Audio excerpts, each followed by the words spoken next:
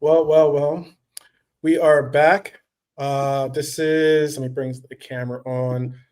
Um, this is something of, we just got some um, sad news, and it's not easy to deal with. I know, being that some of the family members of this channel, some of the OGs have dealt with this in the past or most recently, but we wanted to he did tell us that it was okay to share this with the rest of the family and the rest of the Reds out there. Our brother JK lost his father today, and it's tough to even mention because even that gets me a little choked up. Even uh, thinking about the fact of like when you lose someone close, how harsh and how hard it is to move on, or to how hard it impacts you in general.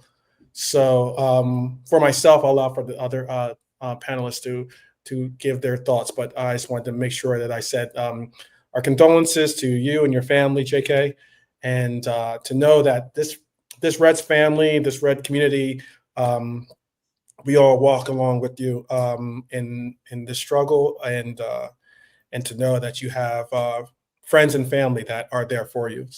Um, so yeah. Um, did you want to say something, Lee? Yeah, it's very sad, isn't it? Like anything like this, such a big part of somebody's life. But he'd be in our thoughts, like he knows that. And we'd be here for him if he needs to talk to us and that, won't we? And just hope everything goes okay for him and his family. Like be thinking of him. And then Lante, did you want to give your thoughts on air, or did you want to keep them private? No, just obviously, like you said, JK is, one of the boys, you know what I mean? And yeah, love go out to JK and the family, man. And, his dad was never easy, regardless of what age. Obviously, you want them to live as long as they did. And obviously, he's, the good thing is that he's surrounded by his loved ones and, peacefully went away. But yeah, just love to JK as he knows anyway. And yeah, chat. When he comes on, you can let him know once he comes back in. So, yeah, he's gonna take a little time away, rightfully so. So, safe travels back to England, and also again, bring our thoughts and prayers with you to you and your family. All right. It's not easy to transition from that, but Reds family, rivals, neutrals, welcome back to the Real 12 Man Show. Tonight is one of those episodes where football is not just about tactics or transfers, it's about trust as well. Trust between a manager and his superstar, trust between a dressing room and its coach, trust between us, the supporters, and the people wearing the badge. We've got a lot to get through. We've got the Salah slot, elephant in the room conversation, and what this so-called crunch meeting is going to really be all about. We have a massive league game, obviously at Anfield against Brighton, where for me, the diamond is non-negotiable. Slot's comments about being almost happy to be out of the League Cup and why that rubbed me the wrong way as a Liverpool supporter. We'll have ITK Rumours, Salah, Elliott, Kwanzaa, McConnell, Gahey, Bayern sniffing around, and what it all says about where this club is heading. I have a short winners and losers of the week, including a little message to Bayern Munich's president and their never-ending Wirtz hangover, and a tactical deep dive on why this 4-4-2 diamond might not just save our season, but also extend Mo Salah an opportunity to still be not only relevant but a contributor in this offense. So we're going to talk about the drama, but we're going to also talk about solutions too. So let's start out with the one thing that no one can avoid, and that is let's just get this done and over with right now, right? Because until we address it, everything else feels like background noise. Arne Slot sat in the press conference today and he said, quote, "I have no reasons to not want him to stay," meaning Mohamed Salah. And he said, "I will have a conversation with Mo. The outcome of that conversation depends or determines how things will look on Saturday." Now, on paper, that sounds calm and reasonable. In reality, it tells you three things. Slot knows Salah is still the biggest star at the club, and you don't casually burn a legend. 2, Slot wants the initiative to come from Salah. He wants to see if there's humility there or just ego. And 3, nothing is guaranteed. Not his place in the 11, not even his place in the squad, not before AFCON, and possibly not even after. So Salah feels thrown under the bus. Slot feels undermined in the middle of the title defense. The club is trying to walk the tightrope, I would call it, between protecting its manager and not detonating the relationship with a living legend, a modern day legend. Meanwhile, us as supporters are stuck in the middle, trying to hold two truths at once. Salah is one of the greatest players in the history of Liverpool Football Club, and period, done. But no player, including Mohamed Salah, is bigger than Liverpool Football Club. And Saturday versus Brighton, that might not just be a game, it might be a message. If Salah is in the squad, there's at least a path back. If he's not, the January window isn't just noise, it becomes a very real exit door. So I'm going to ask the panel these questions, and this is the question I will open up to Nolante. If Salah is in the squad, if you're Arne Slot, let me rephrase that. If you're Arne Slot, what do you need to see and hear from Mo Salah in that meeting before you can look the rest of the dressing room in the eye and say he's earned his way back into the squad?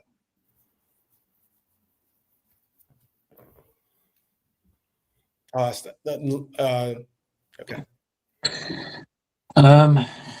I think it's pretty simple. He has to have humility. He doesn't need to come out, but as long as he does it, well, probably he does would help. But if he does it to the with Slot and with the team, because otherwise it's just not going to work. If that's the case, then don't play again, and then go. Because regardless of people, when I see defending here, I saw another clip, John Barnes saying, Jamie Carragher, another one, he said Salah can play every game. No, he can't. I know Barnes is a legend, but no. You can't, no, because if he's in poor form, what? So are we going to reward every player that plays bad? And again, this is not a Mo Salah thing. We said there's other players that really should be dropped as well. But obviously, he said what he said. Yeah, he said what he said. That he's done the mad thing, which I don't like, and people are trying to say, "Oh yeah, but he's every right," and stuff like that. I'm just thinking, but these are the most these are his friends, And as bad as Jamie Carragher was, I don't know why he mentioned Egypt, which was a bit distasteful. I was thinking Egypt got nothing to do with Mo, and the whole Chelsea flop, which he wasn't.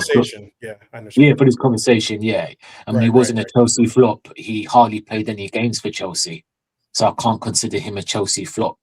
It's like KDB. He's not flop. He just wasn't used. It happens, Players are not using. Jamie doesn't. Can I just interject one very quickly? Yeah, go for it. Go for it. Jamie doesn't necessarily represent, as in, yes, he represents the club about as much as you and I do. At this point, he's not getting paid from the club. He's getting paid from Paramount or all the other, Sky Sports or whoever he's affiliated with. He's a glorified pundit now, and certainly one of the bigger names out there that have played for Liverpool. But if this was like we're going to speak on a little bit later on, if this was like, something like Bayern Munich's president, what he's done, again, we'll speak on this later on. It's at the end of the show. But, if it was someone affiliated, if this was like John Henry speaking like this, then I'd have issues. You know what I mean? Yeah. That's why. I mean, I have bigger issues about what they have. Yeah, I'll be He's able to brutally say. honest with you. I haven't heard what's been said. All I heard was the original stuff, the stuff from Mo in that mix zone or whatever it's called, and then Salah, Cara being asked about it on Sky or something. He was on with someone and saying he was selfish or something. But there's been more said now, has there? There's been a lot more. Yeah, I haven't kept There's up been with enough it. that he's made an apology.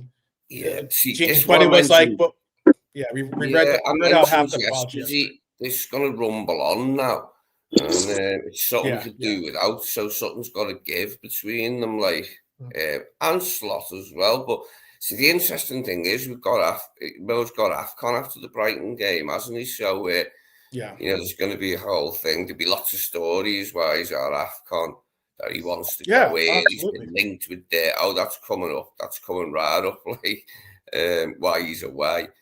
But I just hope they get it sorted. Like that maybe when he returns from AFCON, he can return to a team that's playing better, which gives him a chance of being the player that we know he can be. Still, he's still got it in him. Like it's not like he's completely finished or anything. I just hope we're in a better place as a side when he returns from AFCON. And then hopefully, if that is his final few months in a Liverpool shirt, it'll be a happy one because we'll be winning and he'll be contributing to that. Well, I did interject in the middle of what Nolante was saying. Nolante, definitely finish what you have to say. And also, again, what would it be that you would have to hear? What would Mo Salah have to say? Because the emphasis still is truly on Salah to make the apology. Slot didn't come out and make some statement and throw talk about Salah's not good enough to play for this team or throw him under the bus or something like that. He's just been actively sitting him in games lately, and I guess that could be a message in itself. But what would Salah have to do in that meeting? What do you have to hear if you're Arne Slot? What do you have to hear from Mo Salah? Just humility, because when he was saying that he said no one is bigger than the club, but you could have fooled us by the way you're talking. So he's just gonna say, you know what, I'm just not. Yeah, you can say, you know what, I wasn't happy just not playing. I just feel that I can contribute, but just apologize for the outbursts and put the whole club under the bus at the end of the day. That's what you should. So. And if that's the case, it seems that Arnie's, I'm sure the club are open to it, but obviously, he doesn't. I don't care if he apologizes. He doesn't apologize on the media, like out there. As long as he does it inside and just gets on with it, then that's it. That's it. But again, there'll be he has to earn his way back into the team, to be honest, because again, and I'll be sarcastic. I'm beating in 4 games without him. I'm being sarcastic, by the way. And again, any issues we've had, it's not about a scoring issue. It's the other side. So he has to work his way back. And if you can't, and if you don't want to do that, because Slot, I'm sure, will say, you know what, it's up. And if you don't want to do that, then bye-bye. But thank you. You're a legend. Thanks for the memories, but see you later. Yeah, well, that's in the background, in training, whatever, for him to maybe say to Slot, look, boss, I was gutted that I wasn't playing. It really hurt me, but I'm determined, to have a good end to me career here. So, I'll be fit and available and ready to play when I come back. So I hope, just something along those lines. I was upset. I felt I had to say something because I was upset. Now we'll just move on. That would be, in a perfect world, that'd be what happens. It probably won't. But as I said, a lot of it depends on how we're playing when he returns, because we've got a lot of games in that time. A lot of them are league games as well. Champions League's put aside for a while, isn't it? No FA Cup until January the 10th or something, 7th. So we've got to focus on our league position, haven't we, and get as many points as we can. And then hopefully when he returns, we will be in a better place. And see, a few of the games where he hasn't come on, we haven't needed them, have we? So, that's one of the things as well. But everyone knows it was a big shock to Salah to all of a sudden be out of favour. But there's nothing that can be done about it. That's just football for you. It's tough, isn't it? You know, Players are subject to being dropped sometimes. Like, it's nothing new for players to be dropped. yeah, and I get that. And what Red Armchair supporter is saying here is very valid, by the way. It's one thing for, you looking at it from the Arne Slot perspective, but it's another thing, I think Seedorf put Arne into an uncomfortable spot on live television. I don't think it was necessarily a good place or a proper question at that moment to be, especially considering that, obviously Slot had already been somewhat, I guess, could have felt maybe ambushed by the comments of Salah. So, to be asked all these, like, what do you have to do and what is this going to happen? Let us work it out first, and then I can answer what was done, as opposed to I'm not going to continue to just, speak rather than speak to the person directly and give them that respect. Keep talking about the subject outside of that individual being a part of that conversation. But if you're Salah, just as Red Armchair supporter was saying, if you're Salah, how do you apologize or maybe like row back without feeling like you've been humiliated publicly, especially after saying you've earned your place and hinting this Brighton game might be a goodbye? It's going to be a difficult conversation in whatever, conference room that they go and have this conversation in. It's going to be very difficult, very difficult. And as supporters, would you be comfortable with Salah starting against Brighton straight away if he says the right things privately, or do you feel he has to, as Nolante say, earn his way back into a lineup? Obviously be featured on the bench and maybe get featured in the game, or maybe not, but still be happy just to be on the bench. Because we saw in the Champions League game, he didn't even make the trip. So, from my point of view, he doesn't deserve to start against Brighton based on form and the fact that we won that Inter game. I was really pleased with the Inter game because we looked compact. We weren't exposed, like we didn't leave ourselves exposed defensively. And basically we limited them to that one half chance, which was the Lauti, Lisaro Martinez header. So I want to see something along those lines. I know Brighton's different opposition, different formation, but I want to see a nice compact, controlled. I loathe to say the word controlled because we know Arnie likes control to have more possession, but compact anyway. Compact and yes, controlled. I'll use the word compact and controlled against Brighton, and again to not leave ourselves exposed defensively, because it's much more relaxing watching the game when we do that. So with more of the same, I would say, against Inter, but probably in a slightly different way, given difference of opposition and formation, whatever. Don't leave ourselves exposed. And I'd love another 1-0 win, actually. I'd love as many goals as we could possibly score, but I think I prefer a 1-0 to a 4-3. Okay. Yeah, we'll get into the preview of the game. I just wondering what this conversation is going to be all about, that he mentioned in the press conference. Is there a possible outcome that is a positive one for us? Because that's what we're looking for. I think it's a win-win. I probably will. I mention it later on in this show here, my opinions, but I do think it's a win-win for us to have this conversation. At least have it be that this conversation isn't so far down the line, or isn't so far gone that they can't even talk. You might reflect Nolante to and big up to Zabiri, big up, and big up to Nems, by the way. You might reflect back to that conversation that Ronaldo had, with at the time, I believe it was Eric Ten Hag, right? And how that got to an untenable position, to the point where you had fans doing similar actions was saying, do you stand with Ronaldo or do you stand with, with Eric Ten Hag in the club? And it was like a situation where it's like, and that got to the point where he wasn't talking to the coach. So he had to go to talk to Piers Morgan. You know what I mean? So it's exceptionally rare. It's exceptionally rare that a player wins. In that case, when it's player versus manager, something's got to give, and it's usually the player. Yeah, 100%. And it's funny. It's funny how you word this. It's funny. He came with this, but and they're saying, I don't know. I don't have a relationship with the manager. And big ups to Buried.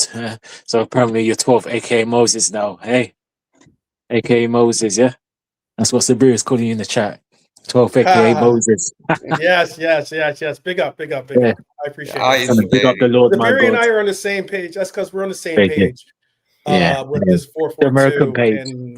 And we mentioned I mentioned the theory, or at least the presence of mind, to say that if Salah is a unique legend in itself to have, and a privilege and a blessing to have in this team, but a way to possibly rectify and navigate this is just play a 4-4-2, and eventually we'll either find a way to utilize him in a different role in this team, or we'll have to phase players like himself out of the team to reinvest in portions of the team that we need to, personally.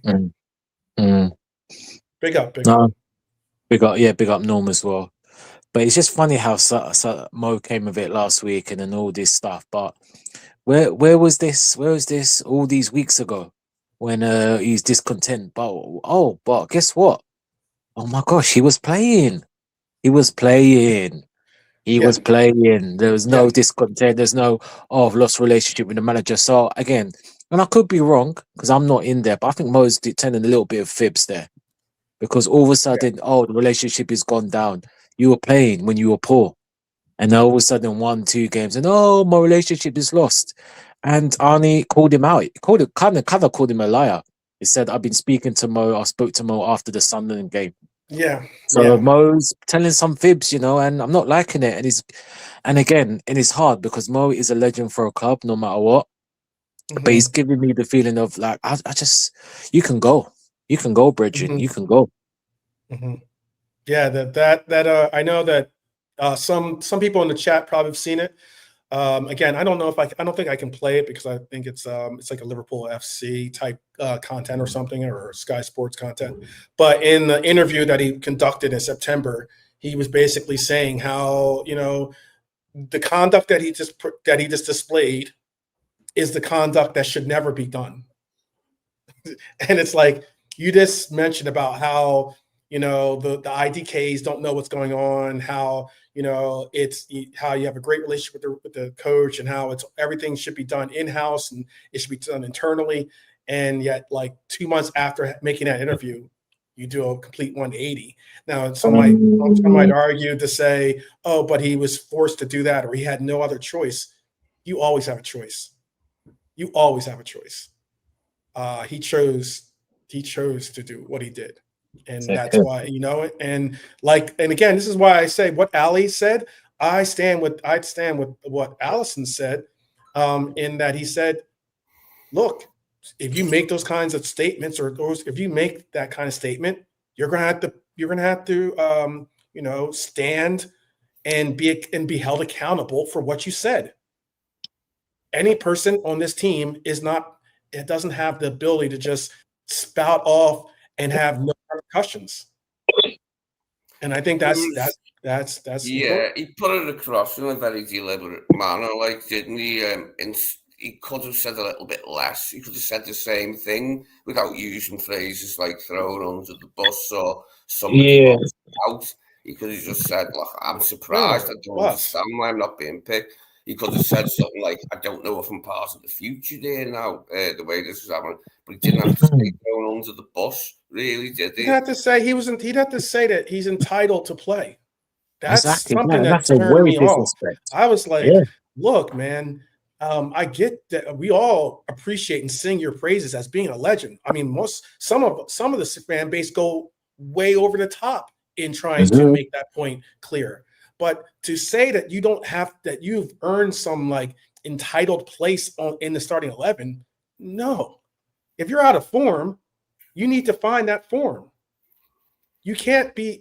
We're not saying, no player has said, or no person has said that you've been, that this all of our losing has all fallen on the shoulders of Salah. No one has necessarily said that at all.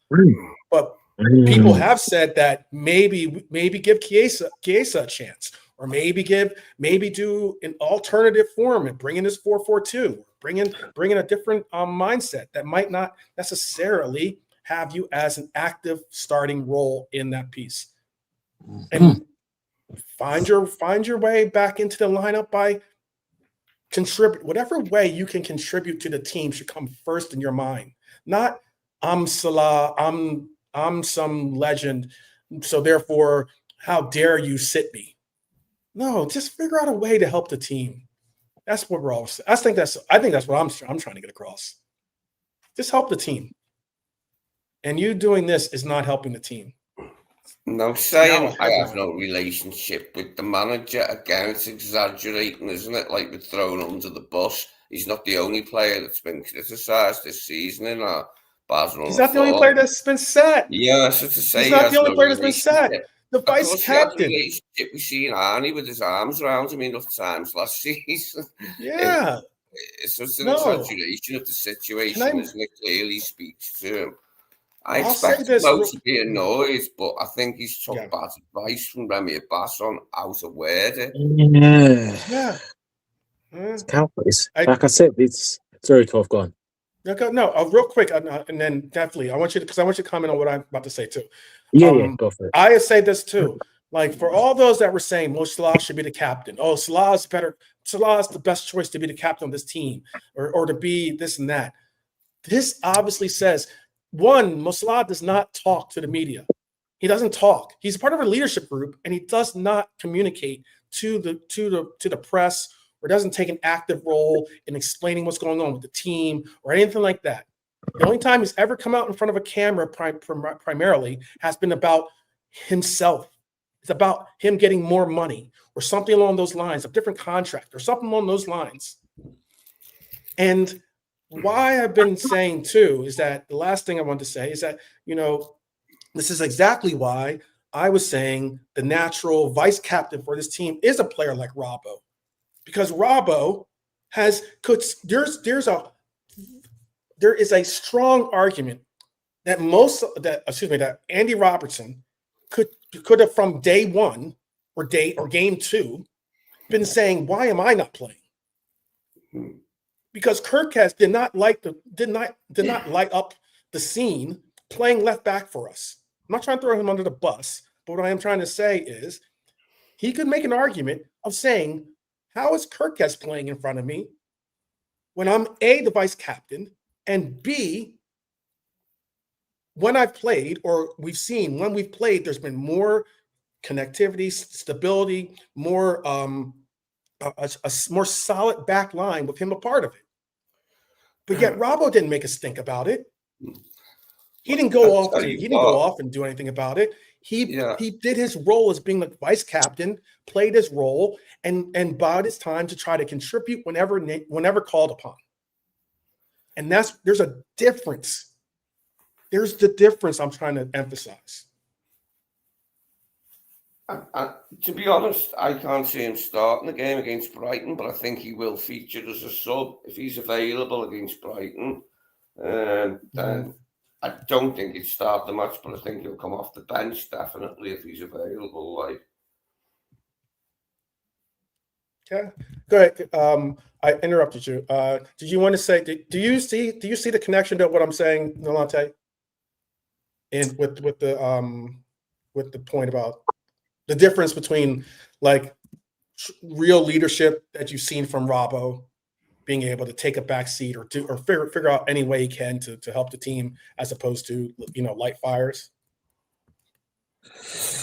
Yeah, no, I agree. Yeah, big up Hash.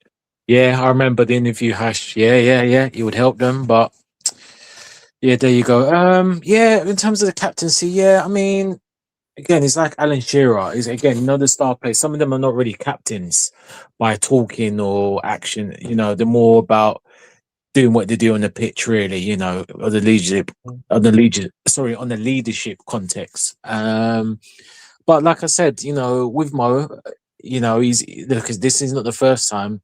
The 4 times he's done it, it's all been calculated. Remember again, and I keep saying West Ham 2-2, Nadeem Klopp's training when we unfortunately bottled it, and he's shown petulant signs, and then Klopp put this up and he said, "If I speak, there'll be fire."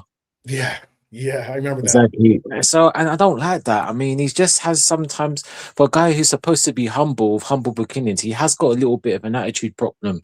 Not into the margin of Cristiano Ronaldo and his level. Cristiano Ronaldo, oh God, no one takes his one, but he gives me a little bit of his vibes. And if he's gone on like that, I don't want him. Like, I don't want Ibu. That's not the Liverpool vibe. Yeah, exactly. And if you scapegoat, I get it only to the extent that Ibu has not been dropped. McAllister has been dropped, but not as often, and he's managed to weigh his back. So I get him in that context, but he shouldn't be focused on that. You know what I mean? And like I said, Arne Slot has started him only till recently. You know what I mean? And then all these Mo Salah, the Michael Richards, the Paul Merson, who gets drunk on one beer of Foster's and then starts talking rubbish. Oh, Mo and this and Mo this, Mo that. But are we forgetting in these 3 games he came on against Sunderland, 45 minutes. Slot said, "You know what? We're not all there. Mo, the superstar you heard, try and change the game." And what did Salah do in that 45 minutes? Can someone tell me in the chat? Nothing. So, like I said, I know gender, but this Mo loving, like people just saying, "Oh, because it's this and that." Like I said, people forgetting that he come in against Sunderland. He didn't do anything for 45 minutes. So right now, like I said, they've had talks. See, Hyler's put in the chat, big up Hyler, which we knew at the start. He's going to be in the squad, and I very doubt it that he'll start unless Slot is just caving in. Because if he does, then regardless of the injuries, he needs to be benched and let him prove himself. Like I said, it's simple for me. You better prove yourself. You go to AFCON and be the person, the superstar that be. Or if you can do hissy fits or you don't want to, then go, no problem, and take Ibu with you and a few others. Simple as. Oh, wow. Okay. All right. Before we have violence here, let's do. Let's circle back to Mo Salah. This conversation about Mo Salah later. We will, but Brighton are not going to feel sorry for us or the controversy or chaos that's going on. They'll be traveling to Anfield to exploit any crack in our armor. I remember you guys saw I had a 3D puzzle. I built my 3D puzzle. Here's a little Anfield. Well, Anfield. It's pretty cool, right? Built. Yeah, it's kind of cool. Yeah. I like it. Oh, nice, man. Yeah, send it by post. Thank you. £3.99. Even got the goals in there and everything. It's pretty cool. All right, man. I'll pay for postage that bitch. Oh yeah, okay, yeah. It took me a while to put this thing together. City's ground for a minute because there was no supporters in it. Oh yeah. That's a good one. That was a good one. The little dig. City. Oh yeah, there you go. City's like, why am I catching strays? Because you're City. Anyway, all right. Well, let's get back to it. We'll talk some football, talk some lineups, talk some fitness, maybe talk about the diamond. And yes, what our manager said about something that, again, Salah's had some criticism, obviously, right there. I've got a little criticism again for our coach and something he said in the presser. So we'll get that into this conversation. But for right now, so here's the situation. Chiesa back in training, likely in the squad. Again, for all those people out there with the conspiracy theories about, Chiesa is out the door, or that Chiesa can't get into this lineup or something along those lines, thinking that Chiesa wasn't sick for Italy. Obviously he was sick. He wasn't a part of training. And now he's back in training, and he most likely will be a part of the squad coming into Brighton, coming up against Brighton. Endo, Cody, Both. That was something that was troubling to hear. Endo has apparently, I believe, an ankle injury or something along those lines. Cody is either a muscle injury or possibly even an ankle injury himself. But the thing about both of those two players is that they're weeks, plural, weeks away from rejoining training. That's troubling to hear. But it's good to hear that Chiesa is back. So maybe I don't think there's any reason why we shouldn't see Brighton see him in that Brighton fixture. But Isak took a knock, might be touch and go, is what is being said. Frimpong still not fully ready. That's a concern to me. It's been quite some time for him to get back up to full fitness. We're hoping that he can, and that this isn't going to become some recurring issue or anything like that. And obviously, Bradley is suspended for this game, so that means that you will most likely see Trey Neone. You'll definitely see Rio, great talents, but they're not supposed to be carrying the weight in a game with the importance of what this game has become. So Slot is effectively working with 13 senior outfield players he fully trusts for the Premier League level right now. Let me repeat that. He has 13 senior outfield players he fully trusts. That's the reality. That's why against Inter, maybe he had no options but to turn to the 4-4-2 diamond. But the issue about it is it worked against possibly one of the best teams in Europe at their ground. It was compact, it was organized, it was controlled. For me, Brighton at Anfield, you don't rip that up. You have to double down. It's something that we need to definitely see. Let me get into some of these into these lineups. I'm going to bring that up real quick too, because I know Lalante's is not necessarily he's stretched on time. So let me just say this clearly. I never ever this is a point where I want to bring up. I never ever want to hear, and I want to make sure I say this clearly because this is something I want to hear Lalante's opinion on. I never ever, okay, on some outcast tip, on some Andre 3000, ever want to hear a Liverpool manager say he's almost happy to be out of a competition. I get the logic. Fewer games, more recovery time for like Verge or Ibu or Dom or Graf, who all need it. Time on the training pitch. Oh, perfect. Get this 4-4-2 diamond perfected. Absolutely. Fine. That's the sports science talking. But as the Liverpool manager, you don't say that out loud. You told us before that the cups are vital for academy minutes or youth academy players to get minutes, fringe players to get minutes, squad rhythm. We went out of that cup competition, the League Cup competition anyway. We are still riddled with injuries, and now the message feels like, well, at least we've got fewer games. That's not the right mentality at all. That's not the standard at this club. You can think that privately. You can even joke about it in the locker room. Something that I can't hear, something I can't respond to. Fantastic. That's on you. But you can't say that publicly. You can't plan around that. Publicly, as a Liverpool manager, you say we were not good enough. We wanted to win that cup, but we will use the time we have not to make sure we don't let any more competition slip. End of sentence.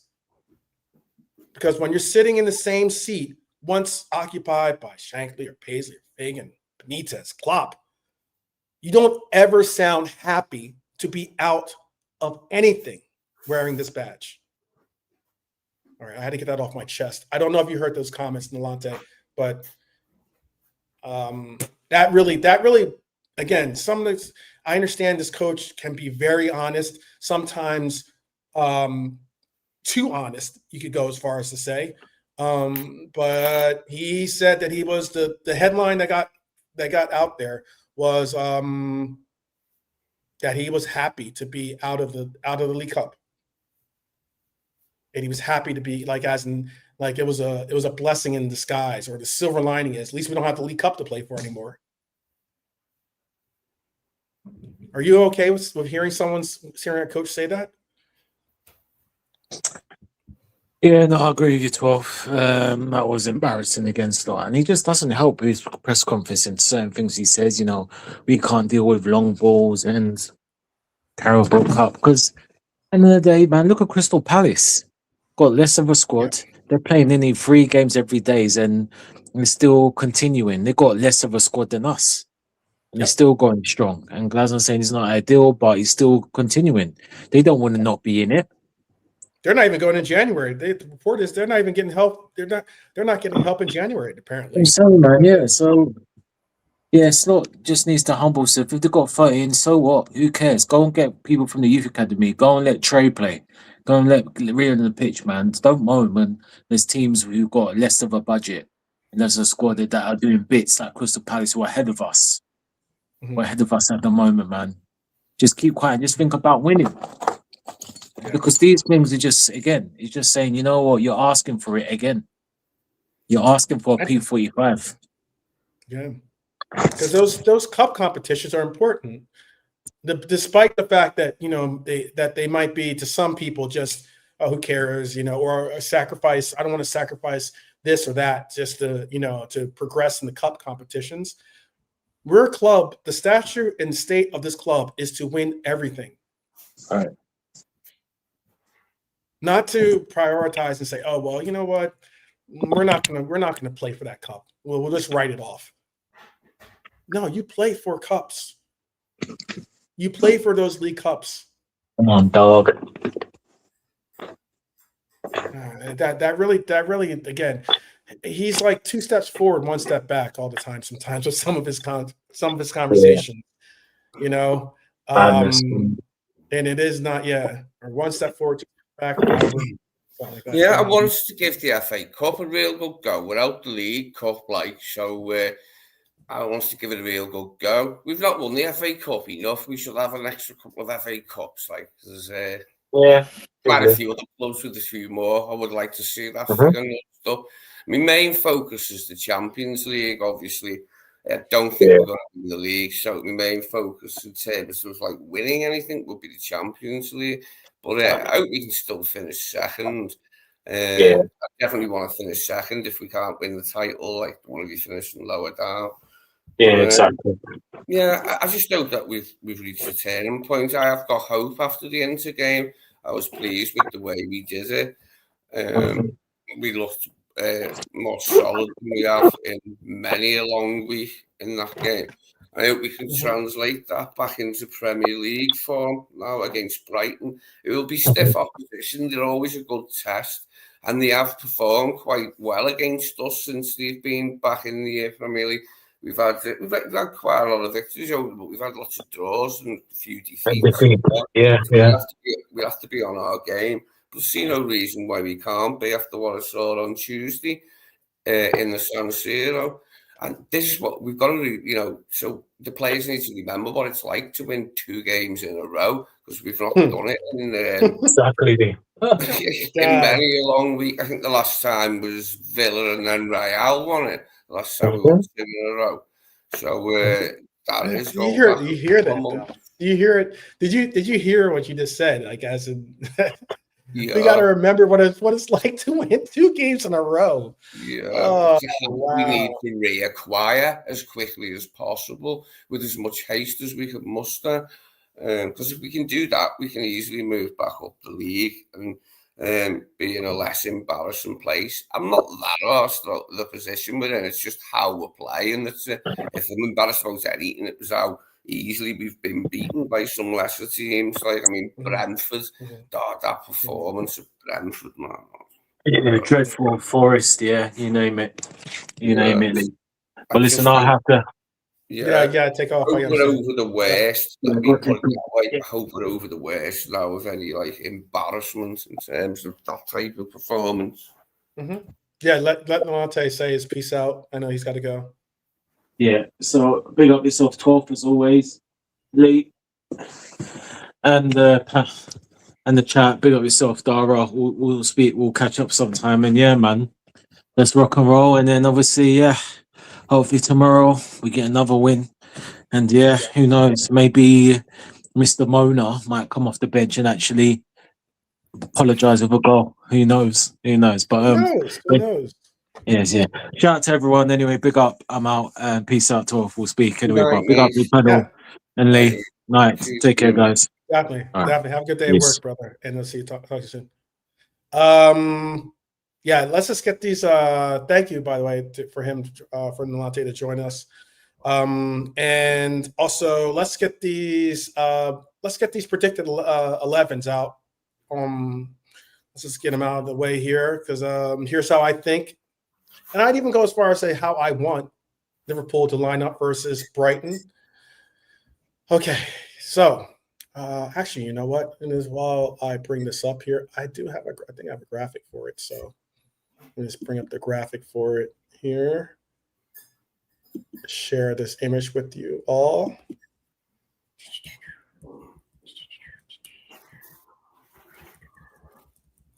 I should have a graphic for it. I thought I had a graphic. Give me 1 second to find it. Sorry, but while I locate that graphic, I think that this lineup kind of picks itself, considering what we saw from our team. At least what we saw on in the Champions League game. You can tell me your lineup real quick, if you don't mind, Lee, while I look for this picture. Okay, for this, I go for Alisson, Gomez, Canate, Van Dijk, and Robertson, and then I go Gravenberch, McAllister, and Wirtz, and Szoboszlai, Ekitike, and Isaac. Okay. Let me save this real quick again. I thought I saved it, but I guess I didn't. So I'm going to share with you my lineup here. All right, I got mine ready to go. All right, in goal I have Ali. Obviously, Ali makes you remember what it means to have. I heard some people arguing. It was on I think Flawless's channel. They are arguing about the importance of a goalkeeper. A goalkeeper can make or break you, basically. A goalkeeper can't. He can't get you a win, but he can certainly save you from a loss. And it's important to remember that. I think it's you consider as wise as you wanted to, on some Confucius says type situation. But he made a huge saving against La Toro. The only thing about our defense that hasn't fallen apart is probably Ali at this moment. At right back, I have Joe Gomez, especially with Bradley banned.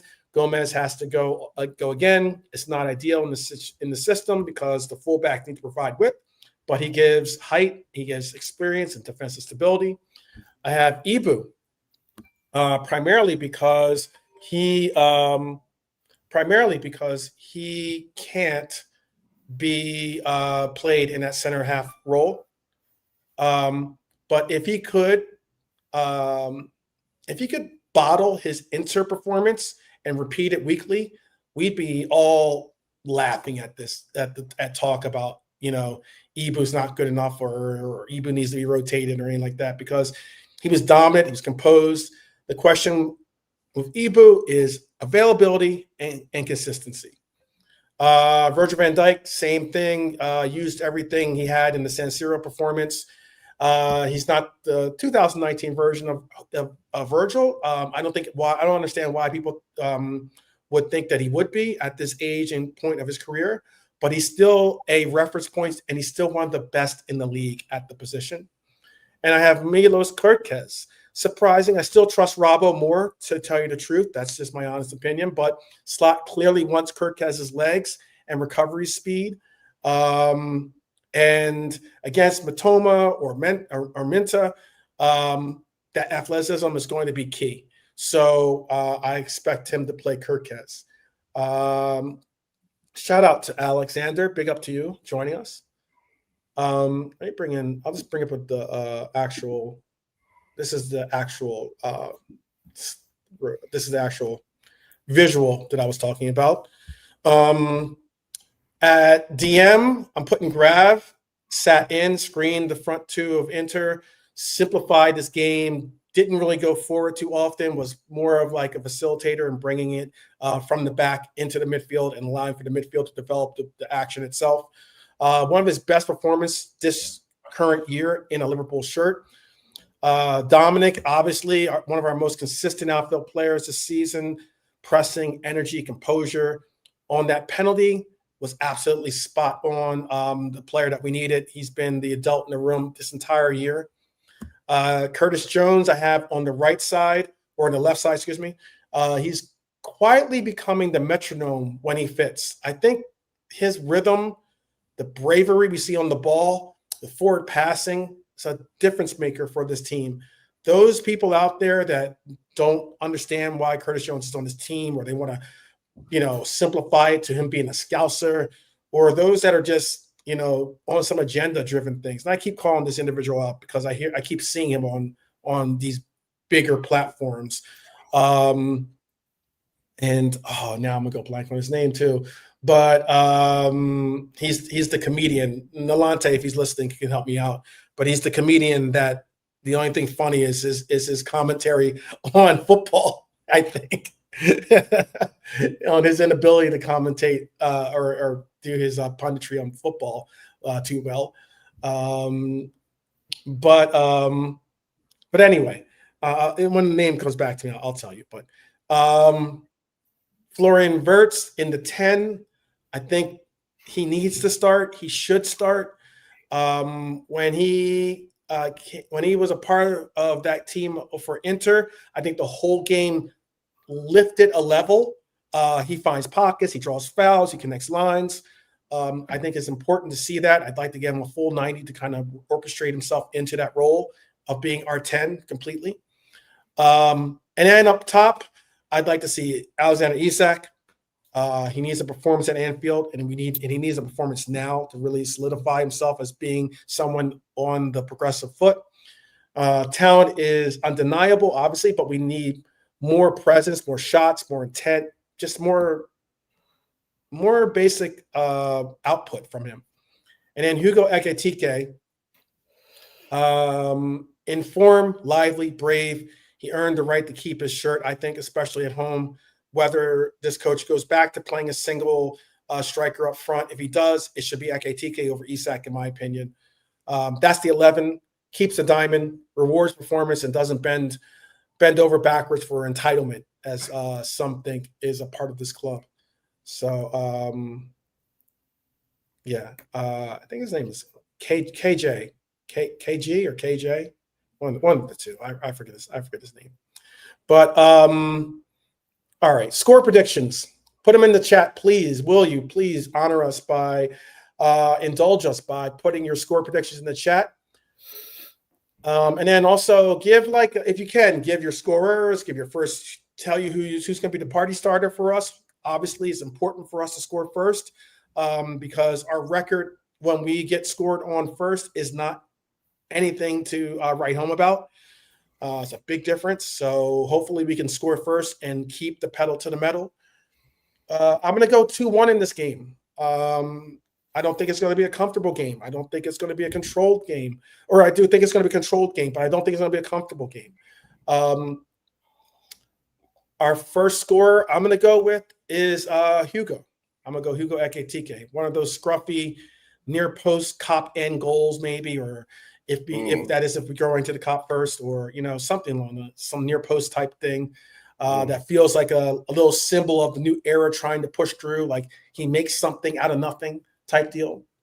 Well, I'll predict the Wirtz scores his first Premier League goal against Brighton. I'll predict Okay. that the Wirtz gets one. Whether it's the first goal or not, I don't know. But I'm predicting a 2-1 win for Liverpool. Okay. Personally, I would prefer Kirkhouse to be Robertson to be played instead of Kirkhouse and McAllister to be played instead of Jones. As harsh as it is on Curtis, because he was excellent against Inter, but I would like McAllister in this one against his old team. I would, yeah, you could see that. You could see that, especially since it's his own team, old team. You know, a lot of players like to play against their former clubs. And Yeah, the you could see that. experience of Robbo will prefer at left back for this one. Just for Okay. this game, you know what I mean? Long term, Kirkhouse is the man, but for this one, I like to see Robbo. Yeah. Okay. Okay. I wouldn't. I think, man, I was just going with the athleticism of Kirkes. You know, to kind of try to match, their, you know, Matomas and their Mintas and stuff like that. But yeah, do us the privilege of telling us what your score is going to be in the chat.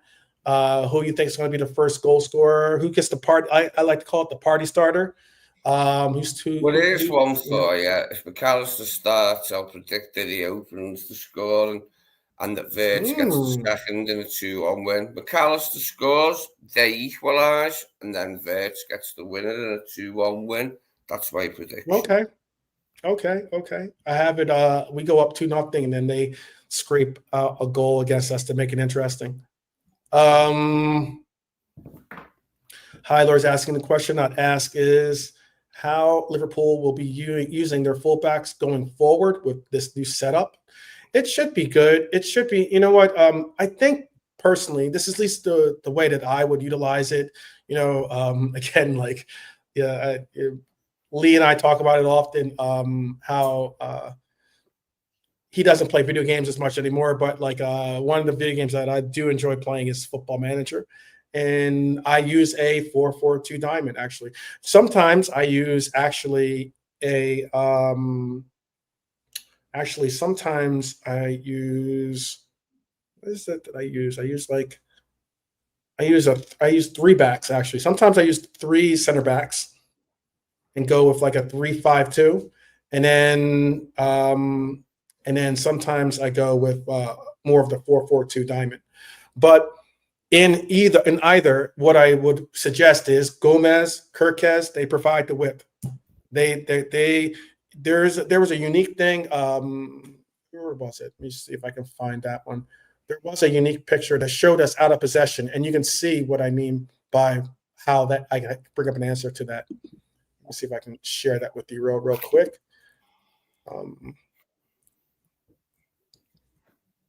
Yeah, here it is. And this was a good one. This is an article I saw. It was a very good article as well. In this is how you could probably look for us. This is out of possession, by the way. And this was against, obviously, Inter. This is the lineup. This is how we set up in out of possession. You can obviously see McAllister is at 10. You can see that box, basically Dom floating back with I think that is Barella, because he has, I can see he has the gloves on. And then Gravenberg as that as the DM. You can see Jones on the other side creating that box in the box midfield in there. You can see Rabos creeping up to make sure that winger is marked. You can see Ibu marking La Toro, because I can see the armband on him. And that's basically what you'll see out of possession. And why I'm bringing up the fact that why I'm bringing this up is because you can see how advanced Gomez is, despite the fact that we don't have the ball. One of the reasons why I'm trying to bring that up is because Gomez was advanced in this role. He was high up the pitch trying to get involved in the offense in this situation. So again, this is just out of possession. In possession, a little bit different. Obviously, one man goes forward, and this again shows what in possession would have been.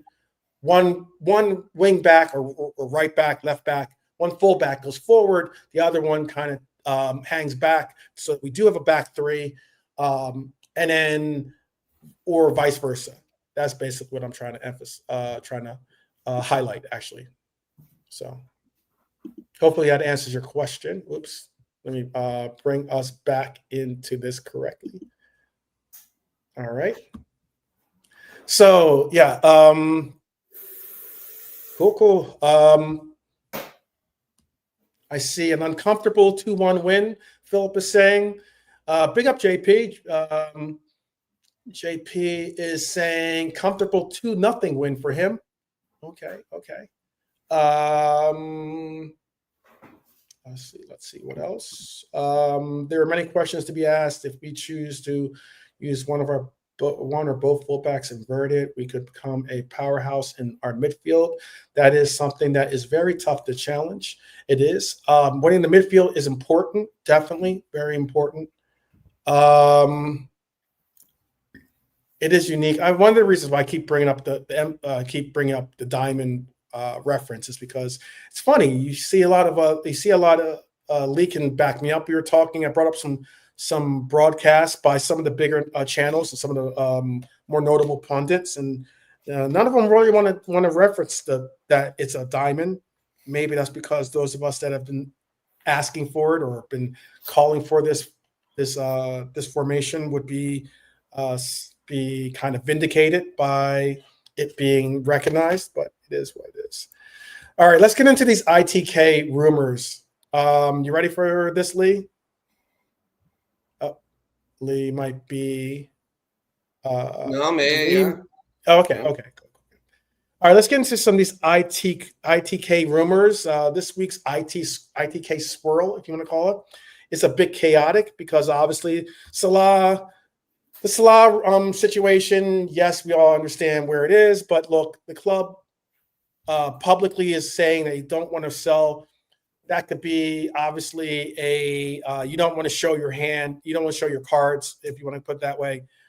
Saudi is still lurking, still pushing for that to be different. In January, Brighton might be billed as his goodbye, but we'll see if it is by this conversation they're going to have. Harvey Elliott, Villa don't want to trigger the 10-game obligation. They could send him back in January.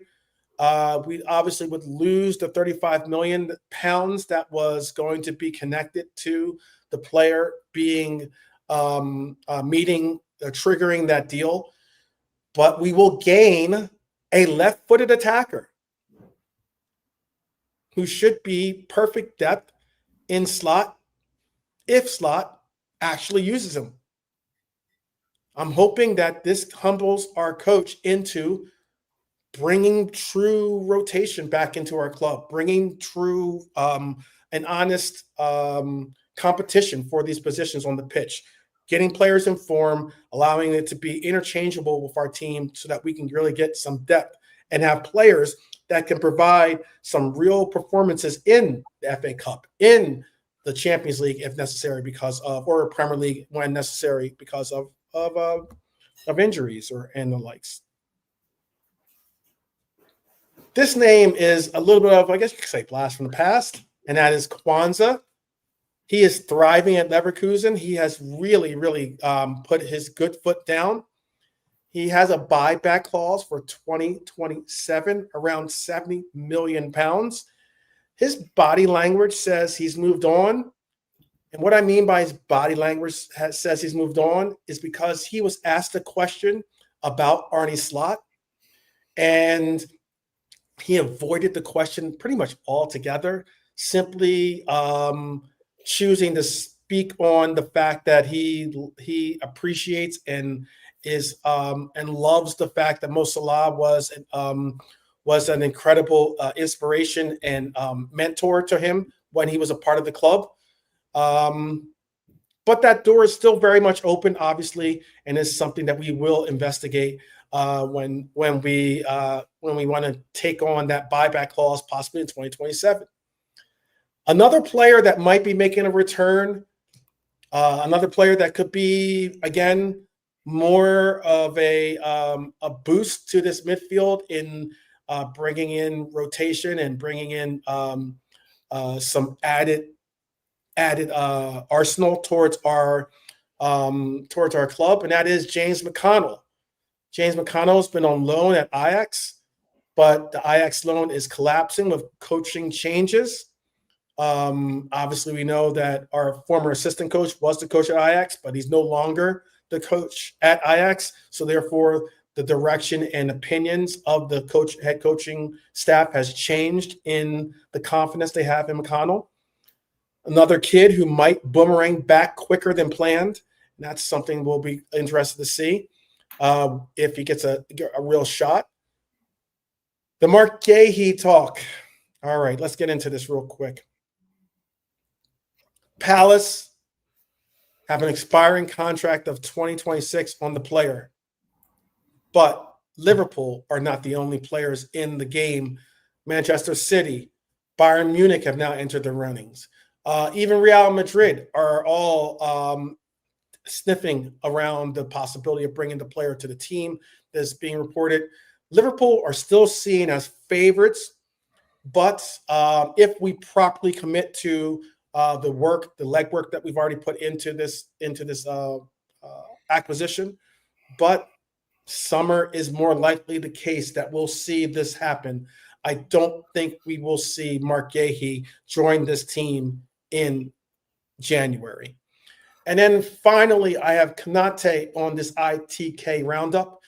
Konate, our stance swinging between will accept £15 million in January if we get a replacement, and we might extend him after all, as we have offered him another contract extension. We're still waiting to see. We were told that this is going to be the last contract extension pitch that we're going to give to him. It's either all or nothing. It's like the entire future of our back line is in flux at once, which is very interesting considering it wasn't the case when we went into this season, really. But I got a question for you in the chat, and also for our lone compadre of the panel here. If Salah does leave in January, and Elliot's recalled from loan, right? Does that feel like smart, opportunistic squad management?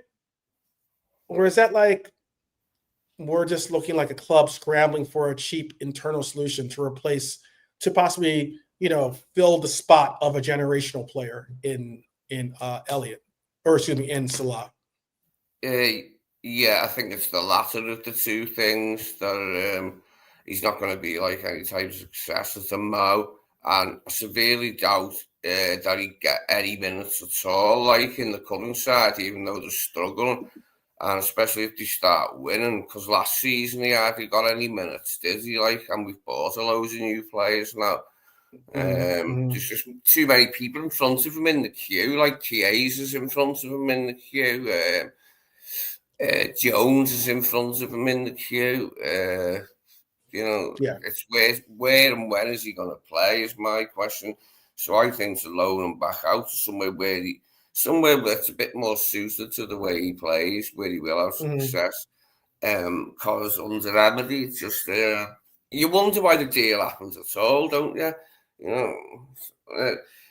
You got that. I think it's because I think if you look at the Villa, this is just my perspective. He needs to be somewhere where he'll nurture him and use his talents well. If that's at a slightly lower level, then so be it. But he needs to get playing.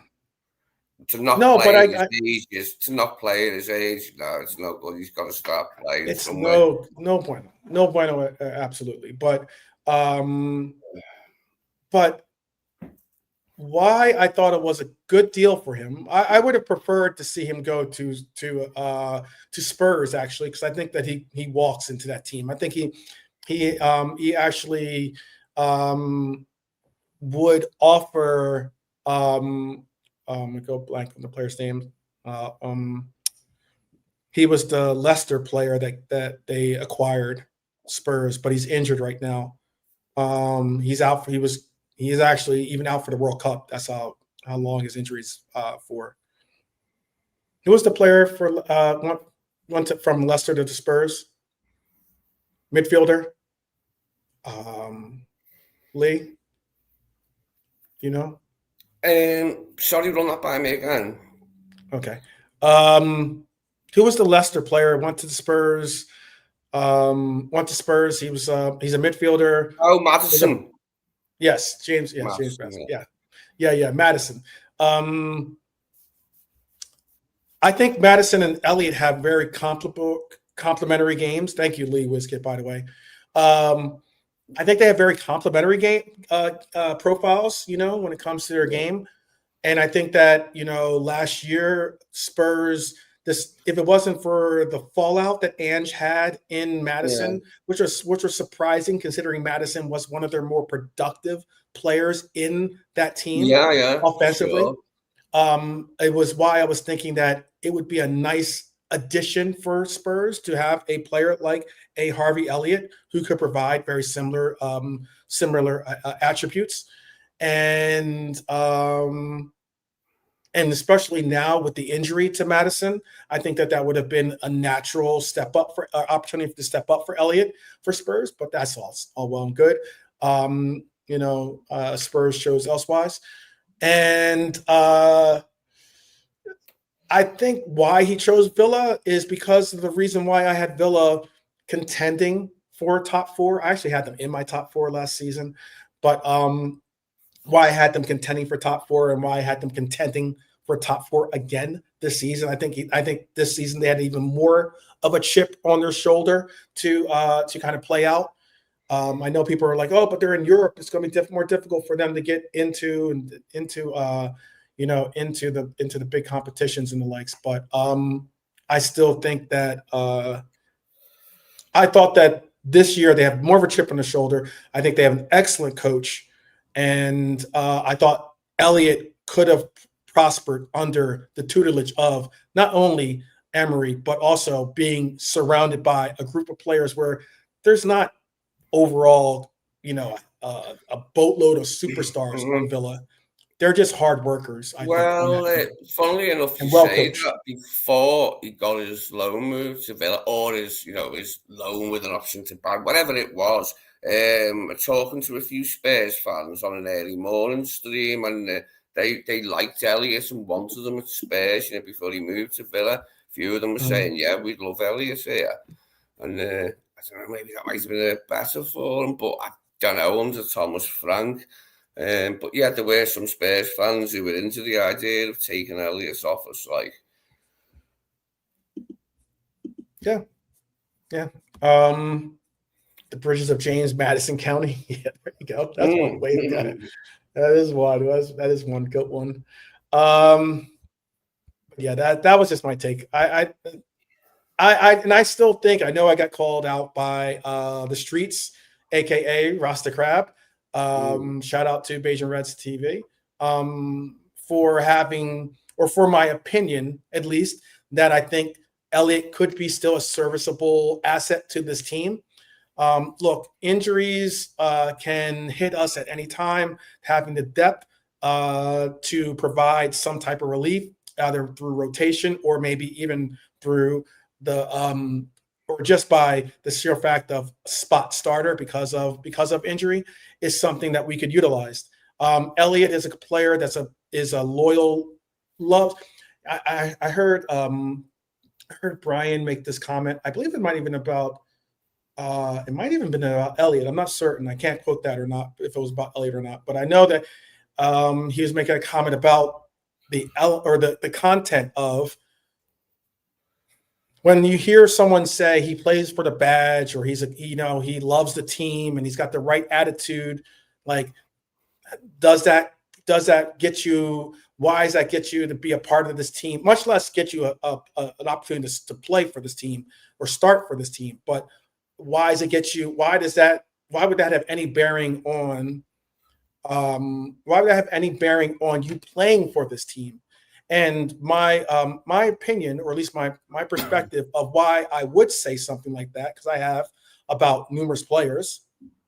Why I would say that is because, and I understand his perspective too. He had his angle on it was an understandable angle, in that, like, you just got to be good enough. You should play for this and play for that. Like, players that are good enough should play for us, period.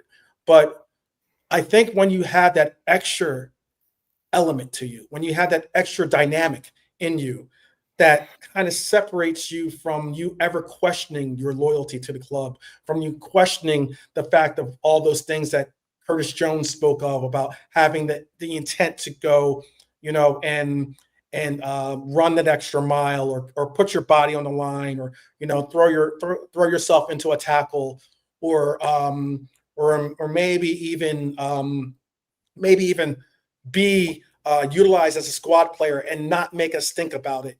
That's the connection to playing for the badge, or having the loyalty or the understanding of what the weight the badge carries, and the importance of showing your humbleness of having the privilege of playing for the badge. That's at least my perspective on it. I don't know, Lee, if you want to comment on that or have a perspective or not, but if not, I'll move on. Yeah, we'll move on. Okay, all right. I know, and again, it's not a knock against Brian at all. It's just more of, I'm just explaining why, if you do hear me saying that comment, why I would say that kind of comment. Yeah, let's just move on. So I was going to ask you a question about, what's your opinion about our center back situation? Because if Liverpool move on from Konate and push for Guehi while keeping an eye on Kwanzaa, do you feel this is smart long-term planning? Or do we need a more immediate push for bringing in center halves now, meaning the January window? Yeah, we need a couple of centre halves now. We need them as soon as possible. One will do, but at least one has to come in January. Trying to go till the end of the season with 3, it's just inviting trouble. It's asking for trouble, and we're struggling already anyway. So it's not worth taking the gamble. Somebody has to come in. To be honest, I would like it to be an experience. It probably won't be Guehi, not in January, but aside from that, I would like it to be an experienced guy, not so much somebody who's 19, 20, 21, who's got potential, someone who's got many seasons of experience in a major league, such as Schlotterbeck. He would also give us that left-footed centre-half that we haven't had since Mamadou Sakho, I think, which is always helpful. It's always helpful, we can have that. Yeah, and it's funny too. You know what? You just reminded me.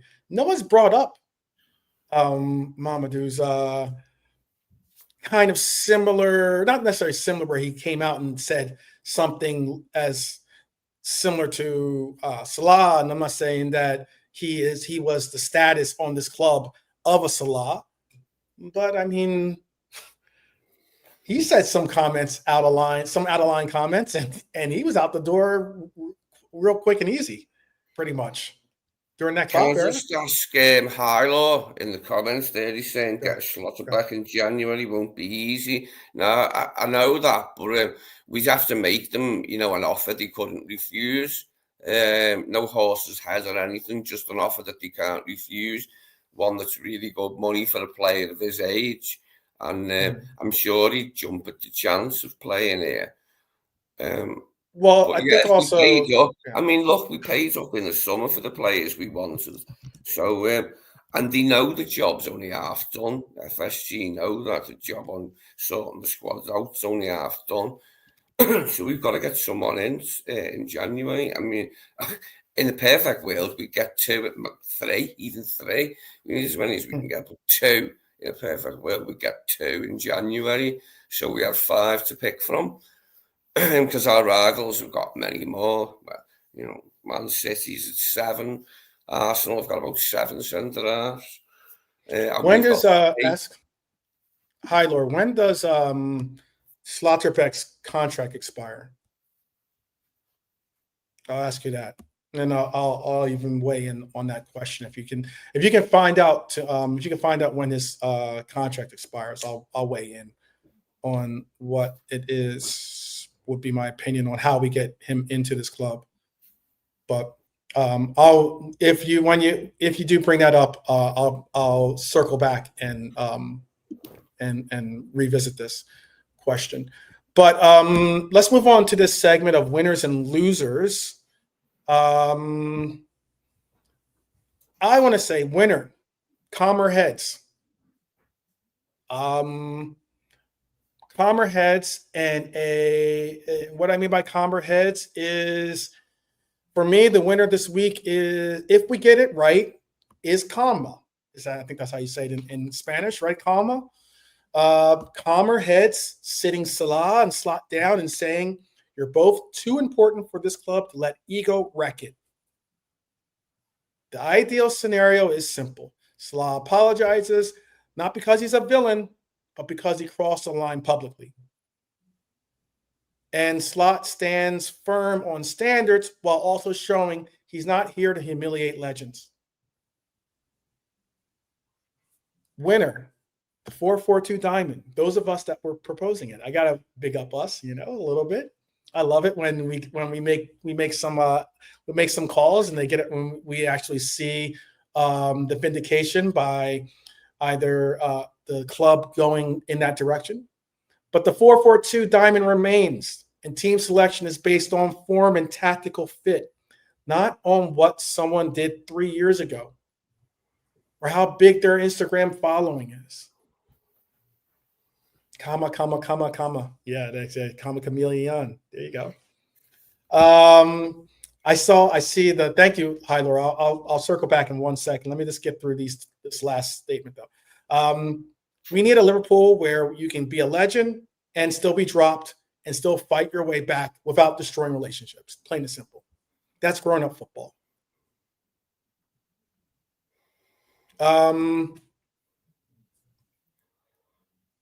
Loser. The loser, in my opinion, is Max Eberl, right? Eberl? I know I butchered the last name. Eberl? Eber, maybe it's just pronounced. Do you know what I'm talking about? Who did he play for? He's not. I think he did play for Bayern Munich. He's How would you spell it? Eberl. Oh, Eberl, yeah, Max Eberl. Mm-hmm. Yeah, he's a board member, right? He's a board member for Bayern Munich currently. He played. I think he did play. He played for Borussia Mönchengladbach, right? I think that's what he played for. Maybe. I don't know who he actually played for. I just know his name. Know that he's okay. A director of like one of the clubs. Yeah. Yeah, he's like a board member, a big name. Print, yeah, when you're reading about German football. Right. Anyways, he's definitely, him and Bayern Munich are my losers of this week. And you might ask me, well, why are you calling out him? Why are you bringing focus on Bayern Munich? Why are you saying this particular individual? It's because of their PR. I think that Bayern Munich look like losers because Bayern Munich's PR around Florian Wirtz is deplorable. I genuinely cannot remember when a so-called super club would talk this openly and this often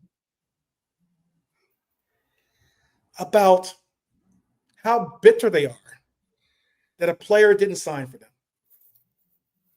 Because Max Eberl basically said this. He said, yeah, we wanted Wirtz. He'd have been perfect. But oops, number 10 is Jamal Musiala's. What? It's like there's other comments that he said too about how he must be regretting his choice and everything else. But he was making a point about, he would have, even if he came to this club, we already have a number 10. But yet it's December, and you're still talking about someone that signed in August or early September. I forget when the exact date is that he signed for. I think it was in August. We're months away from it, and Bayern Munich still have to answer, or still talking about their wonder boy, their German wonder boy, not being a part of their club. No, it really stung them, didn't it? It did.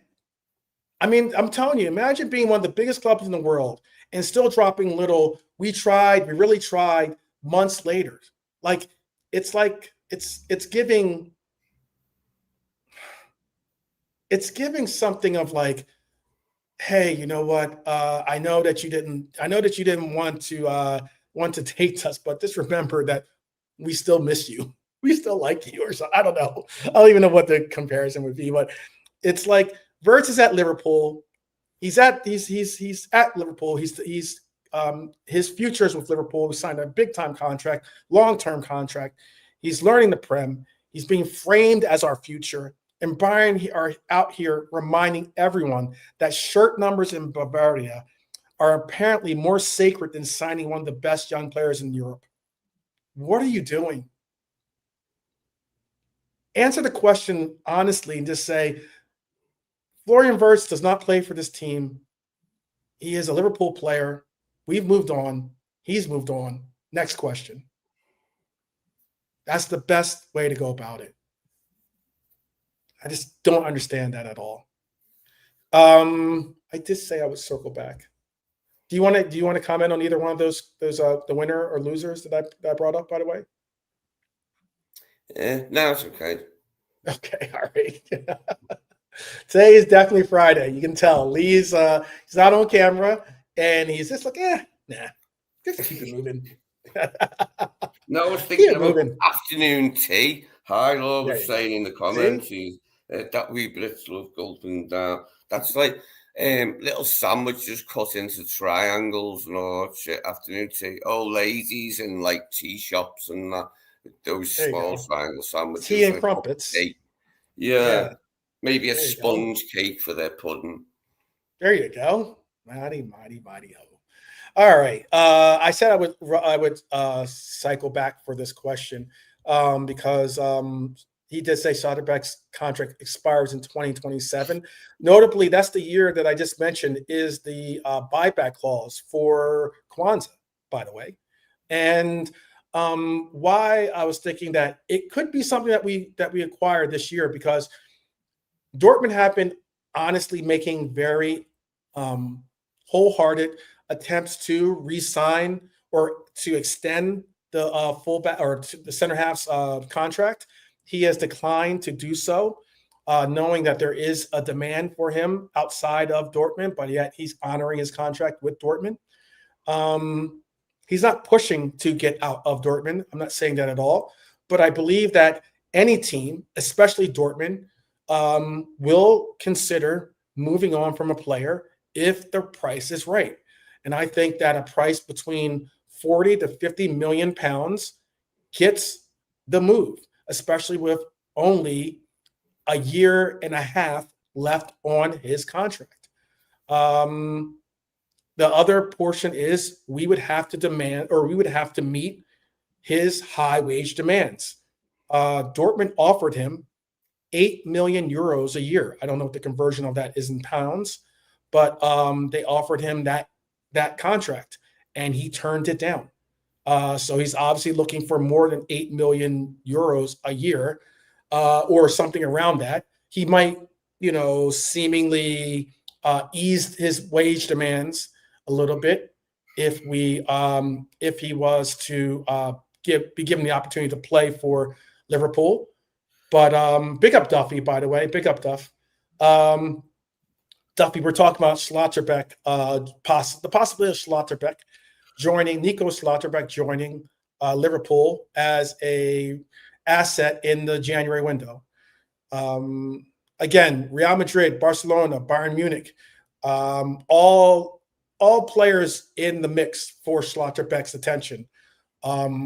All teams that could offer the money. Real Madrid, I don't think would offer that kind of money right now. They're not that desperate to get a player, even if it is his standard or his high standard. But I know Bayern Munich would make the deal. I know Barcelona would make the deal if they had the money available. But yeah, those are the reasons why. I think if we come out with a decent wage, if we come out for something maybe a little under what we, or maybe around, if not a little bit under what we offered Konate for his last wage offer, and then we drop, maybe 40 million pounds, 45 million pounds, let's call it that, for the player to Dortmund, I think we get the deal across the line. I don't know if you agree with that or not, Lee, but I think that can make the needle move. Yeah, definitely. All right, people. I had this as a bonus, and it was all depending on how much time we had, and looks like we will have enough time to go into it. So I'll give you this bonus segment that I had, maybe even an extra bonus at the end, but this is on the diamond, basically. You've heard me say it time and time again pretty much since the beginning of the season, when we got the two strikers that I wanted to see us utilize the way that possibly Newcastle looked to utilize if they had gotten Ekitike. And that is the diamond. We went through why the 4-4-2 diamond gave us control, why it gave us structure, why it gives us sanity at the San Siro. But there's one massive talking point we haven't really unpacked yet. How does Mo Salah fit into the system if it's a big if, he stays? Now, right now, Slot has mainly used Isak and Ekitike up front as the front two, Wirtz and McAllister as the number 10s. No true wingers in any of these. And anytime we played, we haven't had any true wingers in our lineup. This is why, Zabiri, shout out to Zabiri, said something earlier. This is my solution to this Mo Salah problem. This is my solution to those that aren't necessarily fully on board to Gakpo being the future of our left side. And what I mean by that is a 4-4-2 doesn't rely on wingers. It relies on the width from our fullbacks. Frimpong and Kirkes. What was, and I'll try to make this an active conversation with you so it's not a monologue. Lee, tell me, Frimpong and Kirkes, what was, from their former teams, what was their strength? What was one of their strengths that people wanted to see, or were assets that we thought we were bringing in? What was one of the assets that you thought they were bringing in? Would you not argue that it's the width they bring? Well, in the same way that Salah suffered with just the change in the way we play and the number of new players around him this season, Gakpo similarly suffered from. He's looked more effective than Salah, and he has got in on. Yeah, I gotta get it right. Yeah, no. He's got in on the score and act a little bit cozy in the assists, but him and Mo both looked ineffective at times this season. With him, it's changed, hasn't it? Like, from last season, there's a big change from last season, and I just hope he can settle down. If we get to, like I said about Salah before, if he comes back from AFCON and we've somehow miraculously regained our form and remembered what it is to win 2, 3, 4 games in a bloody row, then the landscape will look significantly different for the pair of them. But at the moment, they've both been struggling in games, haven't they, to have much of an impact. And, you can't say that's not true, really. We've seen it, haven't we, with our own eyes. I understand. And why I get what Hyler just said, and I get what Duffy's saying, but Red Armchair Supporters' comment is what I mean. They had pace. Frimpong's about pace. Kirkes is about pace. Having them inverted doesn't capitalize on their pace. Having them sit back doesn't necessarily produce the kind of solution that you wanted to utilizing their strengths, their pace, and their ability to bomb forward. Kirkes was on the team of the year last year because of that with Bournemouth. And now one of the reasons why I think he's been struggling with the team this season, with us at least, is because he's being asked to do different role sets for himself, invert himself, or be more defensive minded and the likes, rather than do what made him into one of the best left backs in the league. For Frimpong, albeit it is the Bundesliga, but still, he was a wing back. So it's one of the primary reasons why we even considered him to be a temporary, if not, a temporary solution to, adding relief to our right wing dilemma when Salah's not involved. But he's a wing back. He's someone, again, that is used to bombing forward, used to going forward, used to using his pace to go forward. By creating this, you could utilize those two aspects of their games. And what I mean is, I'm not saying that we get rid of all wingers from our team. Rio has a future with our team.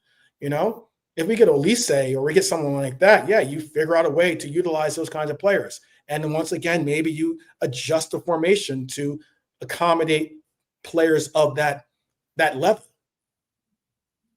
But what I am saying is, if we do evolve into this 4-4-2, and it has a place, which I'm going to explain, it has a place and role that Salah could still be an active contributor to this team. I'm not trying to force his way out. But what I am saying is, if you go and you take the transitional change in our identity to a two-striker solution and minimize, if not neutralize, our dependency on wingers, we could essentially say, okay, we can maybe look at figuring out a way to properly transition from Salah with this team, in that we could possibly say, next year we can make the move and get a decent, or at least some type of a return financially for Salah, as well as giving him an honorable exit from the club. We could, if for those of people that aren't, I'm not advocating to get rid of Cody, but for those that maybe Cody's not their cup of tea, or he's too much of a one-trick pony, as they say, or something along those lines. There is a market for Cody. Bayern Munich, we're interested in the player. There are names, there are big clubs. Interested in him. That's who they wanted initially, wasn't it? Before they wanted him before they wanted Lucho, by the way. Okay, so again, because they have a history with a storied history with left-winged one-trick pony style, Dutch players. One of their legendary players that played for them could have possibly fallen under that category. But why I'm bringing that up is because, again, we could get a sizable price for Cody Gakpo. I'm not advocating for him to leave, but what I am saying is, if we did make this transition to our dependency on wingers, we could at least have the ability to cash out on a winger that's in demand and a winger that's legendary. Take that money and go heavily into the market to bring in a high-priced DM. Bring in one, if not two, high-priced center halves, and not have to worry about the PSR and all the other stuff. Have the money to be able to siphon it into solidifying at least those two roles on this team. And once we are able to solidify those two roles, we can make a difference, I believe, in going forward, and still be able to develop Rio, still be able to adjust and do the 4-2-3-1 and everything else. But but I don't know. No, Tyler doesn't. He's a player who's got, who should have a good resale value. How much Oh, that that's be? Duffy. And That's Duffy saying it. I thought that was Tyler. That's Duffy saying that he's falling asleep to my analysis. But all right, I'll deal with Duffy later on. I'll see him later on tonight. He works at he's the manager of one of the nightclubs. He says it's not the Liverpool way. I don't know what you'd have to elaborate on. Not the Liverpool way. I don't know what you mean by that. We were not always a we weren't always a 4-2-3-1, by the way. We were a 4-3-3 until Klopp came. And initially when Klopp came, we didn't even run the 4-3-3. We ran a 4-2-3-1 when he started here in this as our gaffer as a club. And before he was here, you can go back as far as maybe even Benitez, but like we utilized 4-4-2s before Klopp was here. So there is no set standard of, oh, we have to be this type of a team, or this type of team or this or that. But yeah. But anyways, he's trying to say it and we sucked. I don't know about that. We also won a Champions League with a team very similar to the configuration I was just talking about. But again, and before that, there's a history before the Premier League for those out there that 4-4-2 was our standard formation. I think Lee can back me up on that. The 4-4-2 during the 80s and the likes, the early 90s, was our formation of choice, pretty much. So I don't know. Lee is too busy making crumpets, tea crumpets, I think, right now to back me up. I'm thinking about that. The difference in fact. Now, it was nice to see it, wasn't it? Our Inter to change, and to a certain extent, it was forced upon him with the absence of Gakpo and Chiesa and Salah not being in the squad. But I like the look of it, and to have Wirtz. We'll get a good test. Wirtz to add Wirtz into that from the start would be excellent, and I wouldn't mind seeing it against Brighton if we could. We will see it. I think we will see it, and that's the emphasis of what I'm also emphasizing is this: if Cody and Salah, no matter what you want to say about the two, whether whether you think they are the future or whether you think they are adequate for us right now, or maybe you don't think that they are, okay? Because I've heard all of the cases. I've heard all of those cases. And I'm just playing devil's advocate for all three of those cases. But whatever your opinion is, guess what? After this Brighton match, and possibly with this Brighton match, but also certainly after this Brighton match, we will have a good test run showing what this team looks like without Mohamed Salah and without Cody Gakpo being options. We will have to figure out a solution for those two players not being a part of the equation. But again, let me just tie this with a bow here with what I was trying to get onto about Salah.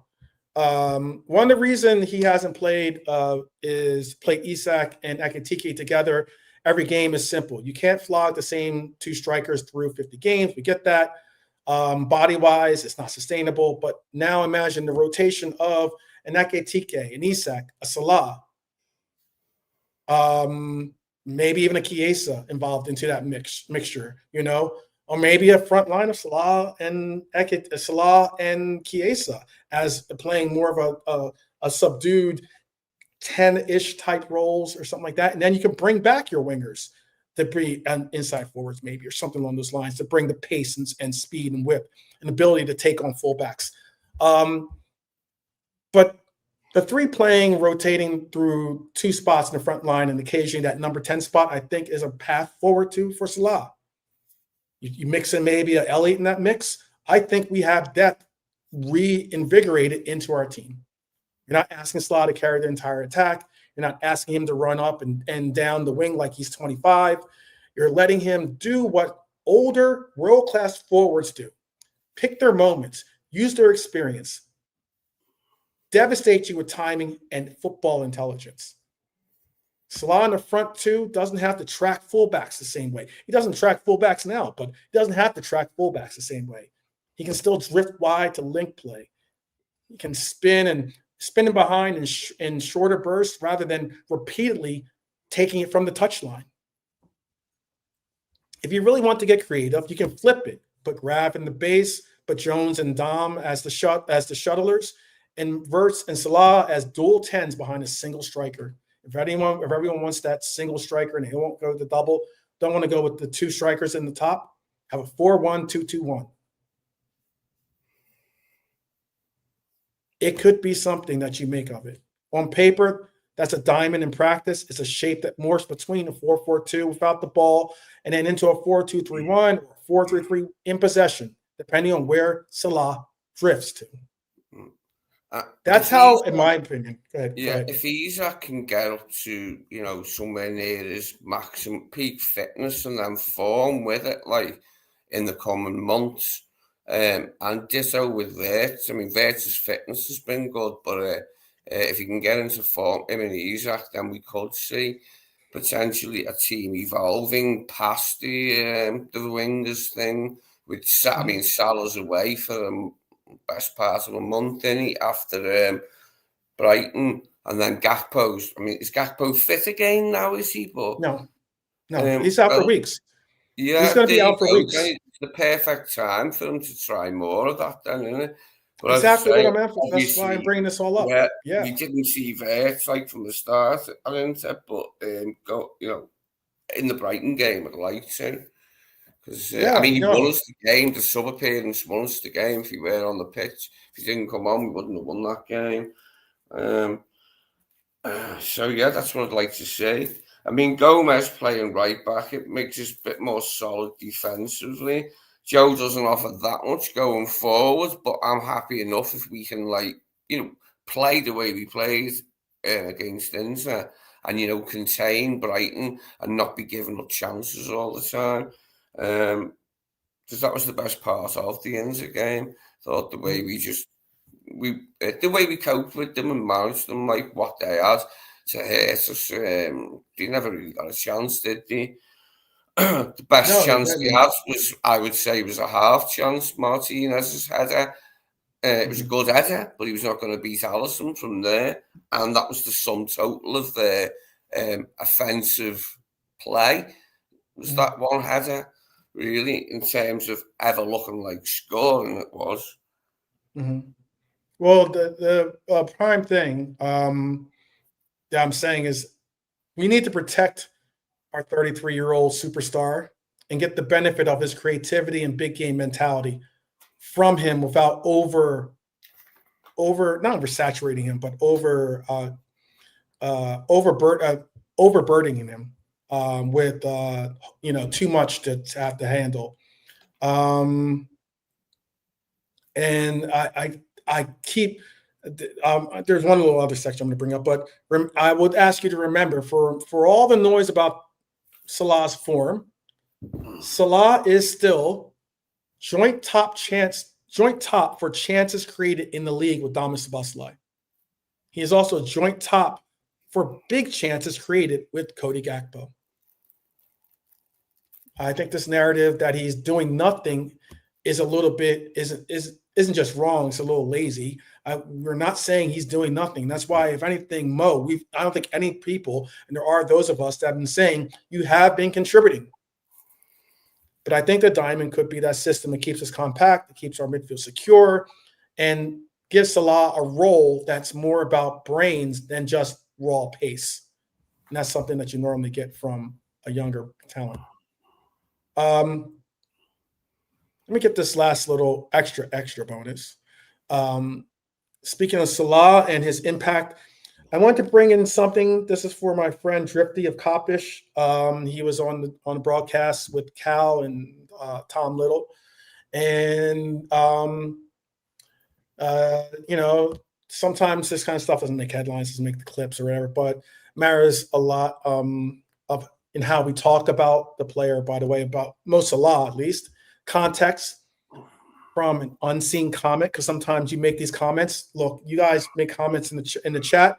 I do my best to try to engage and try to keep you a part of the conversation as well. In some of the bigger channels, and it's understandable, some of the bigger channels, unless it's a super chat, chances are they're not going to converse or interact with your comments.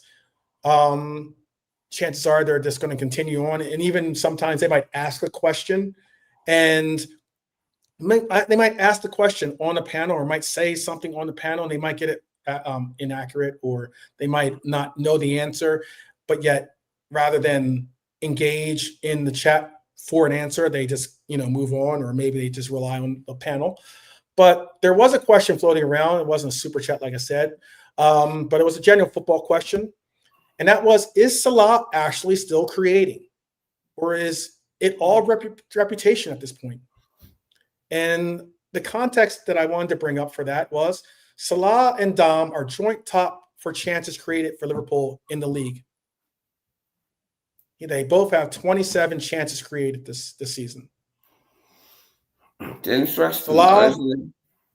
Salah and Cody are joint top for big chances created, in that they both have 5 each. For all those that say that Cody's not doing anything, or that he's a one-trick pony, okay, I know some people are like, oh, but you're just calling for him to get transferred out or get phased out. That's not what I'm saying.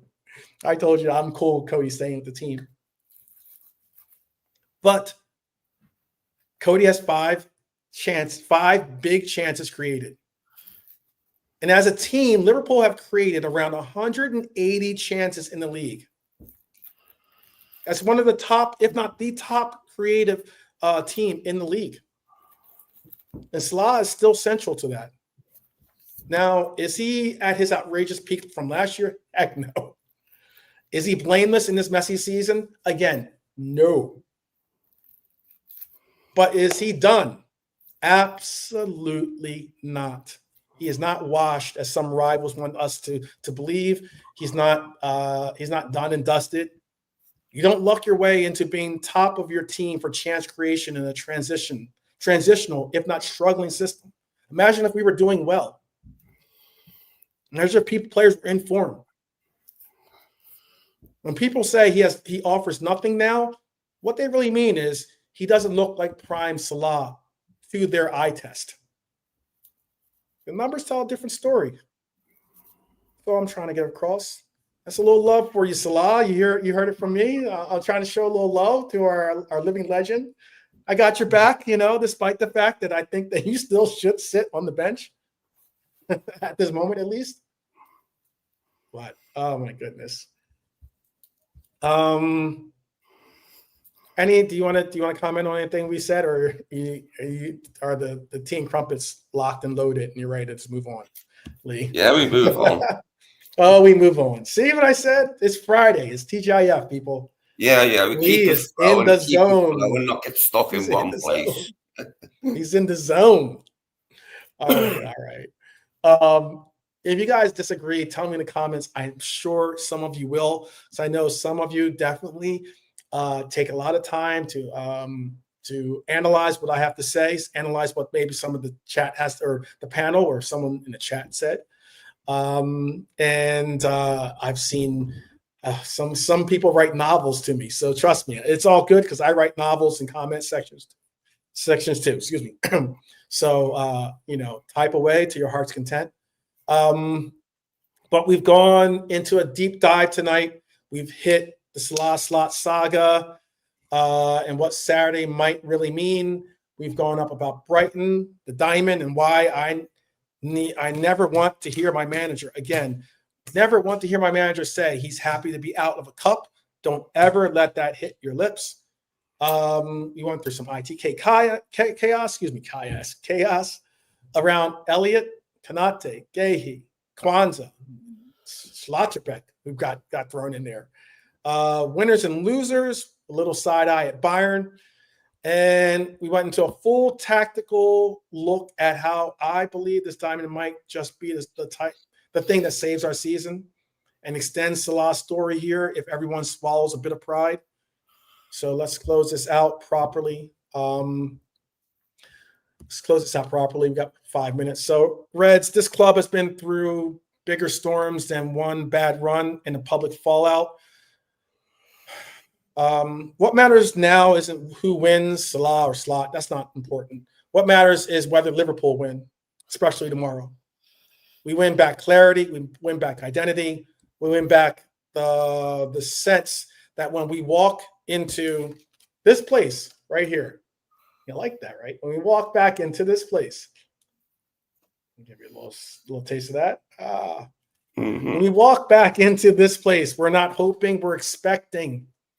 If Salah stays, I want him focused, dangerous, and respected. If he goes, I want it done with honesty and dignity, not leaks and bitterness. If Slot is the man, then he has to be brave enough to stick with the ideas that actually work, even when they're not comfortable. The diamond is not a fashion statement. It's a tool that we could utilize going forward. And right now, it looks like the right tool for this messy, very messy moment. We'll find out together against Brighton tomorrow. It's an early start kickoff for myself. 3 o'clock kickoff tomorrow. So that means I got to be bright and early. I'm going to do my best to do a roll call tomorrow. Bring the scarf out for it and everything. Drop your predicted 11 in the comments. Tell me diamond or the exact time and day in England where you cannot see the football. Yeah, exactly. So it might be Lee might be trying to watch the game with me on the telly, but drop your predicted 11 in the comments. Tell me diamond or back to the 4-2-3-1. Do you expect it to be or what you want it to be? Salah in the squad or out completely? Would you forgive and reset, or is the line already crossed for you? Whatever happens, we'll be here talking it through as a club, as a team, as a Reds family, holding this club to the standards that make us all fall in love with it, in my opinion. And as always, I'm the 12th man. You out there are the 12th man. Like I said, as always, you'll never walk alone. And up the Reds, my friends. Lee, I'll let you have the very last word. Cheers, everybody. Thanks for being here. Thanks for your contributions. Hopefully we'll get what we all want, which is 2 wins in a row after we finish with Brighton. And hopefully then we can have a decent second half to the season, because it's been a little bit stressful so far, hasn't it? But I'm sure getting back to winning back-to-back games will give the players a bit more confidence. Hopefully we'll see a bit better form from a few of the players. Hopefully McAllister will be fit enough soon to produce somewhere near his best form, because we've really missed him this season. In that, he's played, but it took him a while to get fit, didn't it? But I'm hoping that will give us an extra boost if we can have the best of him in the second half of the season. Mm-hmm. Yeah, we'll definitely see. Peace out to Red Armchair Supporter. I'm about to try to answer this one quick question real quick.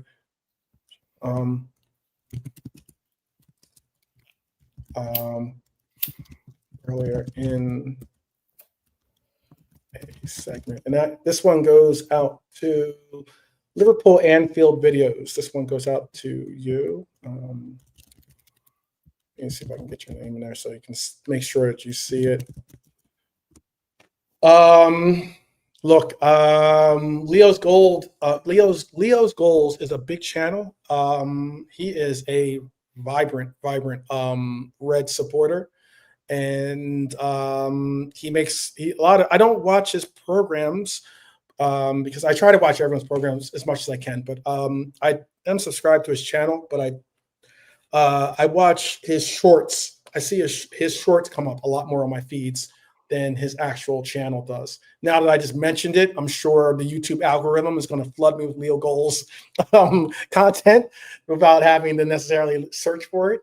But yeah, if you want Liverpool Anfield videos, we just mentioned about that, and we spoke about that earlier, and even spoke about it even very, very early in the segment. Definitely check out, maybe watch the segment over, or skip to those parts. And big up. 13th man, I got you. Friday the 13th is I've never, no one's ever said that before to you, that their birthday is on Friday the 13th. Like, that's it's a crazy one, that, isn't it? Yeah, that's a crazy one. That's a crazy one. Yeah, that's they what's weren't up. too bad, them films. The first couple of ones were good. I'm not sure about, they made loads of them afterwards. Yeah. They went over the Friday the 13th were really good. They didn't have to necessarily go too deep in story in those. But how about we go a little deep in story tomorrow for Brighton? Hopefully we have a good fairy tale ending. Everything is smoothed over. We get a win. Everyone's happy. We move on, and that's that. But definitely big up to each and every one of you. No doubt. Everyone, good to have you part of the family here. This is a very good, really cool, tight-knit Reds family Liverpool Anfield videos. So we look forward to having you join us in the conversation. And we'll see you tomorrow for roll call, people. Bright and early for some of us, maybe nice and comfortably in the afternoon for others, but we will see you an hour before kickoff. So until then, up the Reds each and every time, and we'll see you soon. Take care.